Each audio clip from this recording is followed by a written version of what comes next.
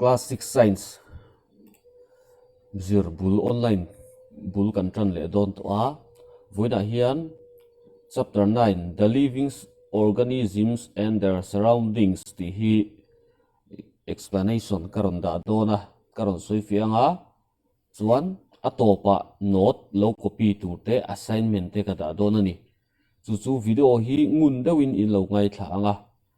hriat thiam tu win in lo ngai thla dona ni kan zir tur hi living organism living chu nung tin organism chu thil nung zong living organisms ti chu thil nung zong ti na kha ni maya chuan and their surroundings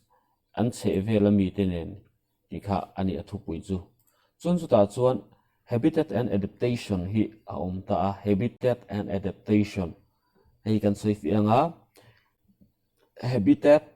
habitat ti hi enge ni the surroundings where organism lives thil nung to phot chen na mun kha habitat chu ani mai ni thil nung to phot an chen na mun kha habitat chu ni a chuan habitat hi chi ni an then ta two types of habitat chi ni an then a chung te chu terrestrial habitat or land habitat in zulai bua chuan terrestrial habitat ti ngo ti nei zia ka chuan aquatic habitat land habitat le water habitat hi chu kan zia bel ania kan thriat thiam ol samnan terrestrial habitat ti chu khomwal chen na mun ti na khane mai ta aquatic chu tui ti na khane mai ni chuan adaptation chu enge ni ti khan habitat chu kan theta ran nung thil nung an chen na mun kha ani ta ni adaptation ve thungero chu the presence of specific features or certain habits which enable a plant or an animal to live in these surrounding these surroundings adaptation chu ran nung emo thil nung thang thlai emo plants emo ramsai mo poni se an chen na mun che vela an chen na mun azira enge an landan an ni phung lo omakha adaptation achu ani ve thung ta ni chuan biotic and abiotic components a le a biotic components it's here taila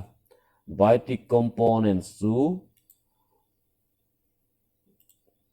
living things such as plants and animals are biotic components. Thil nung shrim kha living organism kan ti ho kha thil nung shrim kha biotic components ti in science ming an phuata chuan abiotic components ve thung chu thil nung ni lo non living things such as rock, soil, air and water are abiotic components. Thil nung lo ho zong kha abiotic components antivele tani hei hi ka soi hi ngun deuin ngai thak chen tur ni atopa fill in the blanks ti tur te ha karon da dona chu mi tan chon atang kai dona ni biotic le abiotic chu kan thile ta biotic chu thil nung shrim biotic components chu thil nung shrim kha an ni a abiotic chu thil nung lo shrim ho kha an ni vele ta ni chuan terrestrial habitat kha soi to ang khan terrestrial habitat chu khomwal an chen na mun kha khomwal an chen na mun kha terrestrial habitat land habitat ti te khani desert mo thaler chu he hin ta ni kan ti lian anga he tiang lo phul mun cham duayang te khan thaler vai vu thir cham duayang te khan in mi thla chon om mai the kha tiang kha ni vek thowa chon hei chu uplands lo lang hian ka du deuh bik awang hei kan ti lang ani a hei hi desert a hian thaler a hian he habitat a hian thil chi hrang chenga camel te cactus te chuan rat te ka tiang khan hei camel hi an en chiang le te la hei camel hi han in chiang tai la thalera chiang an ta ni china kan soi kha adaptation a khan camel te chu thalera chiang turap duan timayang khatiang kha an ni wangin vai vuta ain dai pil thoi lo nan an ke pha hi apar ta an ke para chuan rei tak chung chu ei lowa an om theinan helaya an thluk vu mi an hnung jang pawng hi fats thau ania hei hen rei tak chung chu ei lo pawni sela heta tang hian an chawk han khol ta ni tin an ek hi ek khoro ve kan ya tui tel mi lo nan e chu chuan an taksa tui kha a he lo maya chuan an ke sei te po hi sense hot sense vai vut sa khatiang sa ina aron ti sap lo na tan khatiang khan ani chu an adaptation anin siam rem dan kha ani ve thung ani chuan lahin kan en lenga lai kan en le tur chu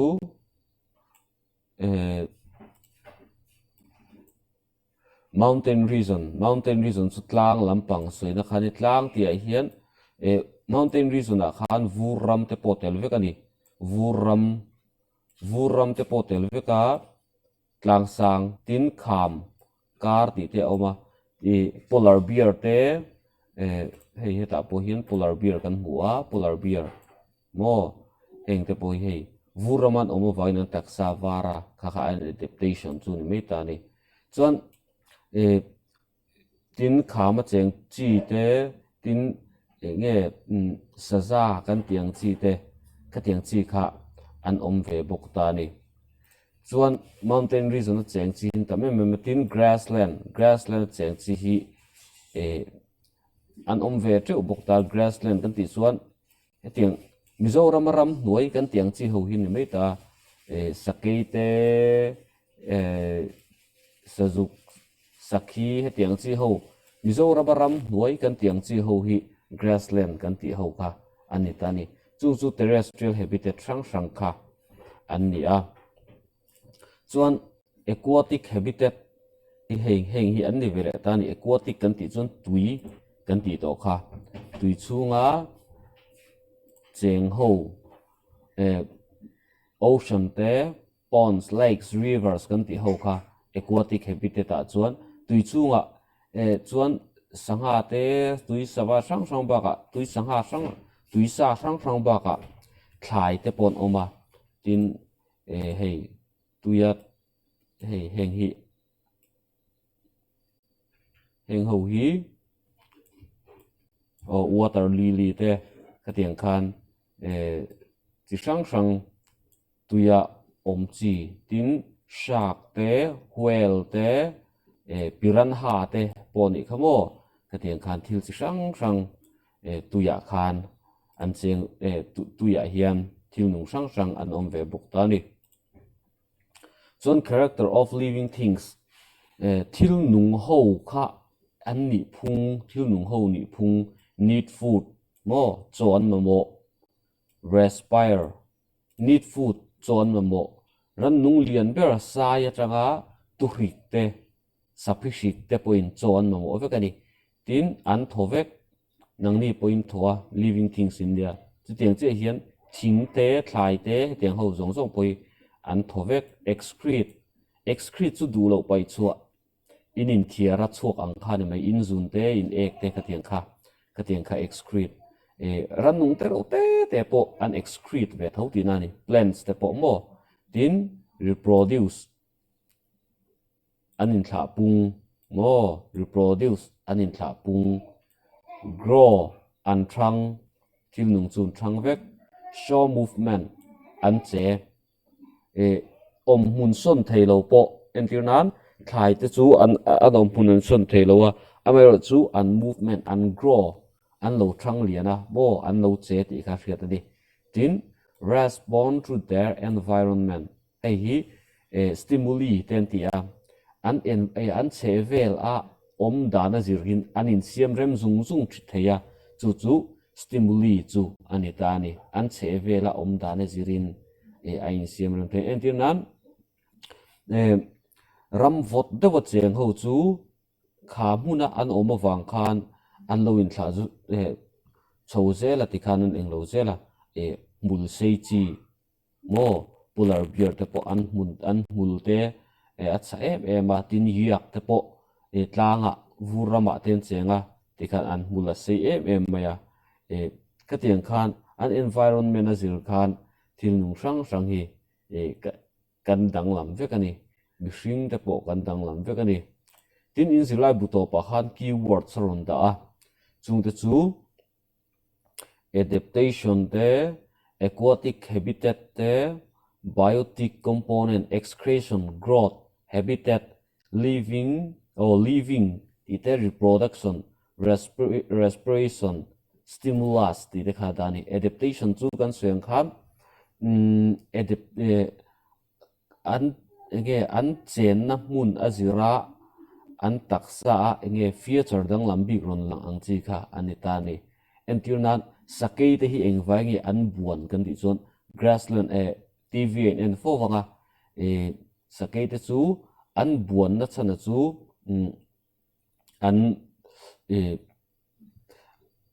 an chen na mun kha grassland rong khan an mani kha an rong kha omani achana chu sapela zong an ni a kha mi te na an mu theilo nan khan nim rong kha ani deuh tlang puyani grassland rong mo tin kha ma zong chi te tlanga cheng chi khatiang kha an taksa dang lama an chen na hmuna zira an taksa dang lam na lo lang ho kha adaptation na chu ani tin aquatic habitat chu sweng khan aquatic chu tui mo tuya chen na tina ni a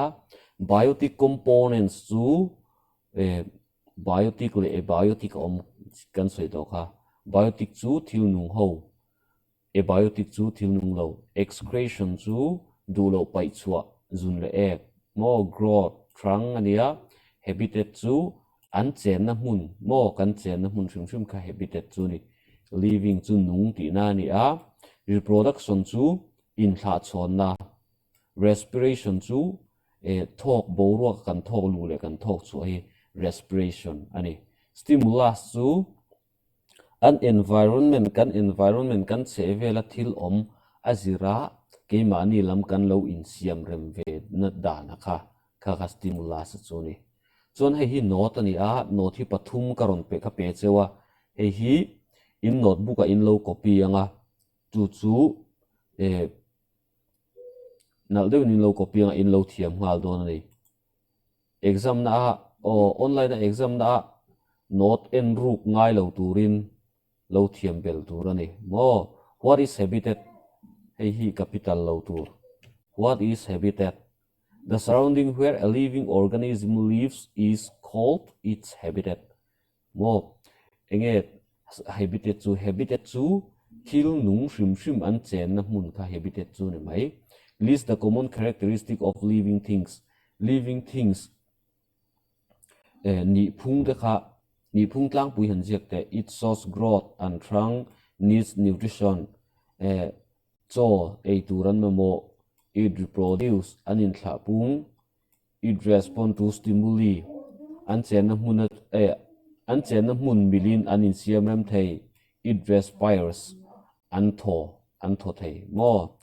chuan how are cactus adapted to survive in a desert engtin ye cactus si an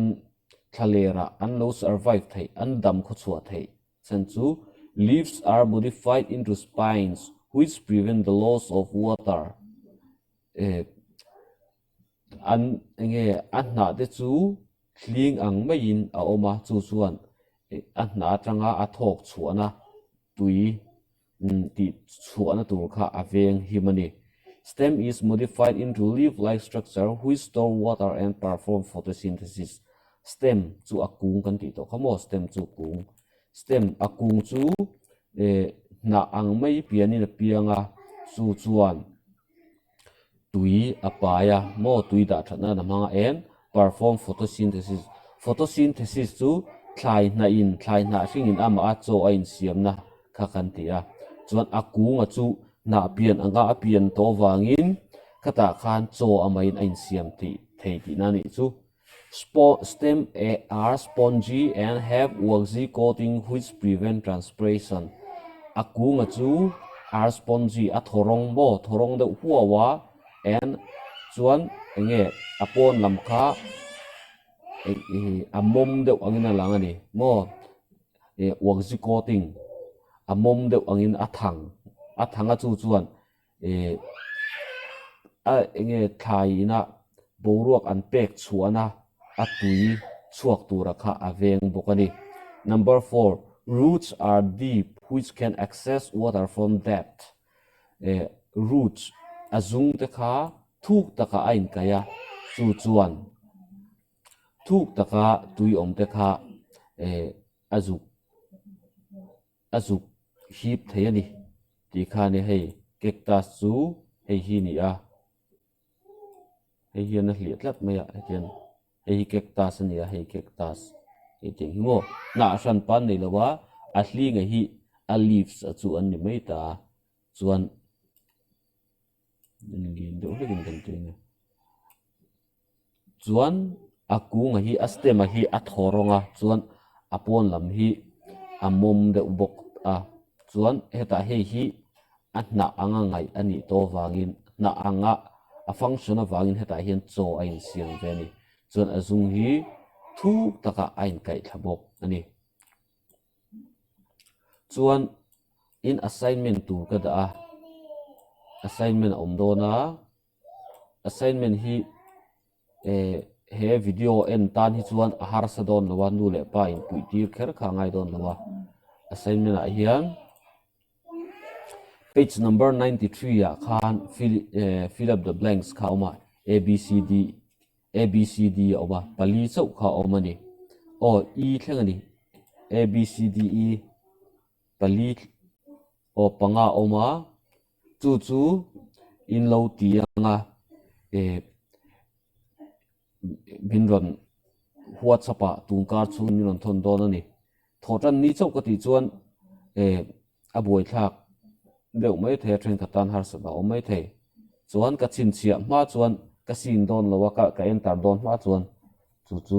in lo hre don bokani chu ati dan tur chu entir nan paper a in ron zia ka nga paper a khan hei paper kha lo ni ta paper a khan in lo ziak don ta ni ta hian number 3 in tianga a answer kan ziak don ta ni engani mo chuan b tilungot khan chu entinan adaptation ibia han adaptation ta se adaptation in tianga chuan sia chuan entinan tiger ni ta se tiger sia chuan tiger tikhan answer ngot kha in ron ziak don ani chu assignment hi uluk nal takin paper a in ziak nga chu in ron submit don ni kha chuan he video hi uluk taka en tur ani a ngun takin in lo ngai thla anga mani to ka hriat thiam lo tum ve tur ani chuan note thi in lo thiam hal bok anga chuan kar le lama assignment fran chapter fran kan kai le hal zung thei don ani